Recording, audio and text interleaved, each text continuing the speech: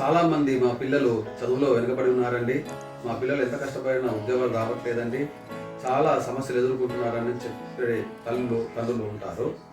అయితే మీ పిల్లల పేరులో ఏదైనా నెగిటివ్ ఉంటేనే ఇటువంటి అవకాశాలు వస్తాయి. వాళ్ళు ఎదుర్కొనే సమస్యలు ఆ విధంగా ఉంటాయి. కాబట్టి ఒక్కసారి మీరు గమనించాల్సింది ఏంటంటే, మీ పిల్లల పేర్లు ఏ విధంగా ఉన్నాయో ఒక్కసారి వచ్చి వాటిని ఏ విధంగా చేసుకోగలిగితే, మంచి పాజిటివ్ ఎనర్జీగా మార్చుకోగలిగితే, మీ పిల్లలు కూడా తొందరలో ఎవరైనా జాబ్ల కోసం ప్రయత్నం చేయడం వల్ల వాళ్ళు ఎదుర్కొనే సమస్యలు ఉంటే అవన్నీ కూడా పరిష్కారంగా తొందరగా జరుగుతాయి.